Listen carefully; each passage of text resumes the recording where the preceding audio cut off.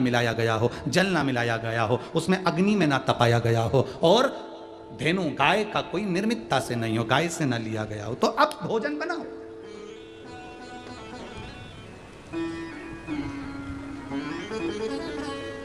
क्या करा जाए, किससे विनय करी जाए, किससे प्रार्थना करी जाए?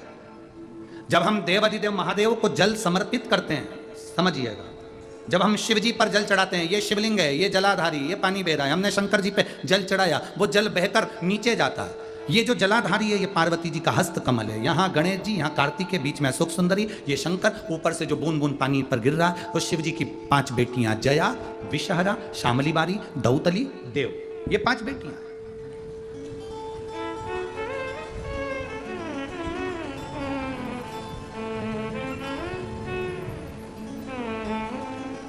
जब हम जल चढ़ाते हैं तो पार्वती जी के हाथ पर वो जल जाता है, हस्तकमल पर वो जल जाता है।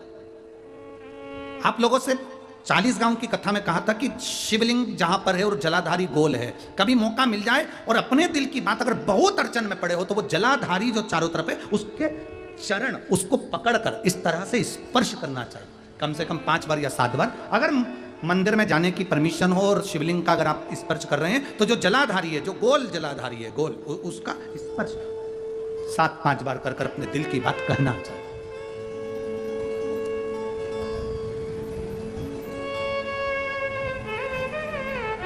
तीन जगह पर अपने मत्थे को टेकना चाहिए, 3 जगह पर। एक, शंकर के दरवाजे पर जाओ तो अपने मत्थे को जरूर टेको। दूसरा, गुरुद्वारे जाओ या गुरु के दरवाजे पर जाओ तो अपने मत्थे को जरूर टेको।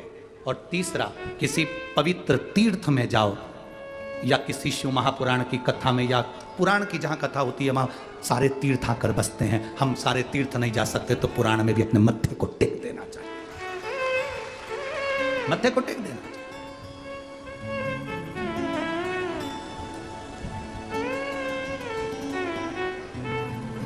एक पत्र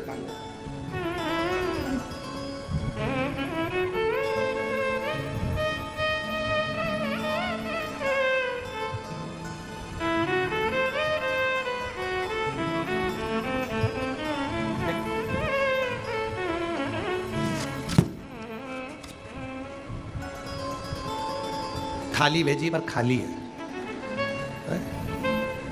सो सुहासिनी संतोष सिंधे, पता पुसत पारिजात का वृक्ष, कल्प वृक्ष और पारिजात का वृक्ष लेकर आए। इंद्र के पास पत्र गया, इंद्र पत्र पढ़कर 2 वृक्ष पृथ्वी पर लेकर आए अयोध्या में, एक कल्प वृक्ष, एक पारिजात का वृक्ष। भगवान ने कहा, राम जी हाथ जोड़कर कहते हैं कि ये पारिजात के वृक्ष का फूल दुर्वासा बाबा के पास भेजा जाए, इसका दर्शन आज तक अवधवासियों ने नहीं करा था। एक पारिजात का फूल ऐसा होता है, अगर शिवजी पर चढ़ाया जाता है और सोमवार की अष्टमी या प्रदोष या शिवरात्रि पर अगर समर्पित, अवधवासियों ने नहीं करा था।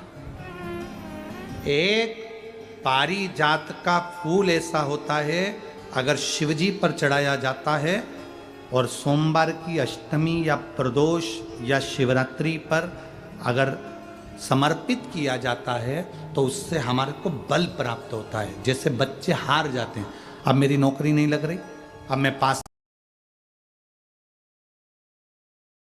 डॉक्टरी क्लियर नहीं हो रही, मेरे मेडिकल नहीं हो रहा, हारते हैं, उनको वो बल देता।